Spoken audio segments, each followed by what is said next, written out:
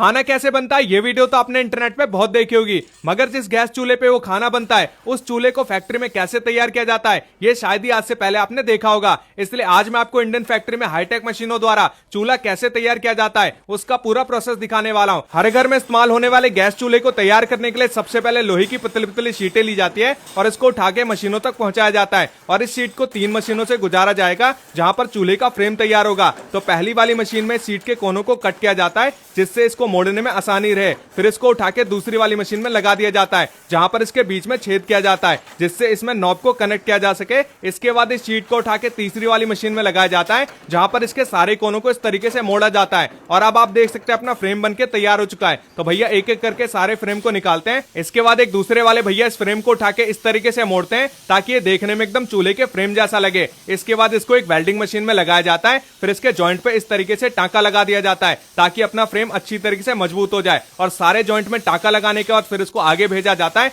जहां पर इसको उठा के एक और वेल्डिंग मशीन में लगाया जाता है। फिर इस फ्रेम के चारों कोनों में एक पतली सी पत्ती लगाई जाती है ताकि इसके कोनों को मजबूती मिले। तो ये देख सकते हैं भैया इस तरीके से सारे कोनों में पतली सी पत्ती लगाते हैं और इसके ऊपर वेल्डिंग मशीन से टांका लगाकर इसको आगे भेजते हैं जहां पर इस फ्रेम के बीच में एक पतली सी पत्ती लगाई जाएगी जिससे अपना फाइनल फ्रेम बनके तैयार हो जाता है। इसके बाद इन सारे फ्रेम को उठा के अगले डिपार्टमेंट में भेजा जाता है जहां पर इन फ्रेम को कलर किया जाएगा और कलर करने के लिए इसके ऊपर कोई पेंट नहीं किया जाता बल्कि पाउडर कोटिंग की जाती है जो कि पेंट के मुकाबले काफी बढ़िया होता है और काफी दिनों तक चलता है। तो भैया इसी तरीके से सारे फ्रेम के ऊपर पाउडर कोटिंग करते रहते हैं। फिर इस फ्रेम को उठा के एक जाली में लगाया जाएगा और इस जाली को एक भट्टी में डाला जाएगा ताकि जितना भी अपना पाउडर कोटिंग है फ्रेम के ऊपर अच्छी तरीके से चढ़ जाए। इसके बाद इस भट्टी को 20 से 25 मिनट के लिए बंद कर दिया जाता है और 20-25 मिनट के बाद जब भट्टी खोला जाता है तो जितना भी अपना पाउडर कोटिंग है फ्रेम के ऊपर अच्छी तरीके से चढ़ चुका है। अब यहाँ से चूल्हा बनाने का जो मेन प्रोसेस है वो भी स्टार्ट हो जाता है। तो इस फ्रेम के अंदर जितनी भी जरूरी चीजें सारी चीजें असेंबल की जाएगी। तो सबसे पहले ये पाइप को लगाया गया जिसे डिस्ट्रीब्यूशन पाइप भी कहते हैं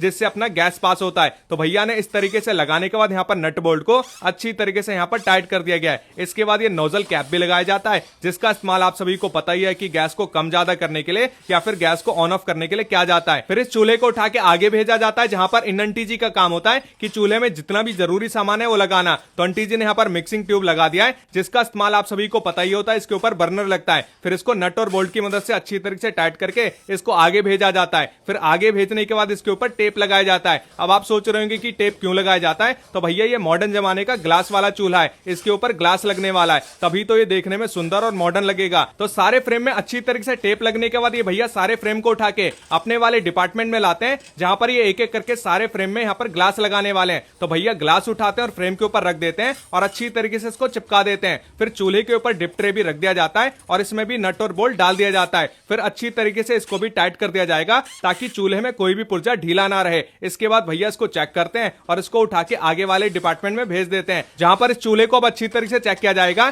कि गैस की लीकेज तो नहीं हो रही है, बर्नर अच्छी तरीके से काम कर रहा नहीं कर रहा, ये सारी चीजें अब चेक किया जाएगा। तो भैया एक एक करके सारी चीजों को यहाँ पर देखते हैं और जब भैया को लगता है कि चूल्हा अच्छी तरीके से परफेक्ट है, सारी चीजें काम कर रही है, फिर इसको पास करके आगे भेज दिया जाता है। फिर एक और भैया इसको उठाते हैं और इसके ऊपर पैन सपोर्टर लगा देते हैं और पैन सपोर्टर लगाने के बाद इसके ऊपर पतीला रख के भी टेस्ट करते हैं कि पतीला हिलडुल तो नहीं रहा, पैन सपोर्टर अच्छी तरीके से है फिर नहीं है। ये सारी चीजें देखने के बाद इसको आगे भेजा जाता है। फिर इसकी साफ सफाई की जाती है ताकि इसको पैक किया जा सके और पैक करने से पहले इसको बर्नर को अच्छी तरीके से बांध दिया जाता है ताकि पैकिंग में इसके बर्नर ना हिले। इसके बाद इसमें वारंटी कार्ड डाला जाता है, फॉर्म डाला जाता है और पन्नी में इस तरीके से इसको डाल दिया जाता है। इसके बाद अब इसको गत्तों में पैक किया जाएगा और पैक करने के बाद आपके घर के आसपास के स्टोरों तक पहुंचाया जाएगा जहां पर इस चूल्हे को आप खरीद के अपने घर में बढ़िया तरीके से आप खाना बना सकते हैं। तो आज मैंने आपको दिखाया कि किस तरीके से आपके घर में इस्तेमाल होने वाला चूल्हा फैक्ट्री के अंदर तैयार किया जाता है।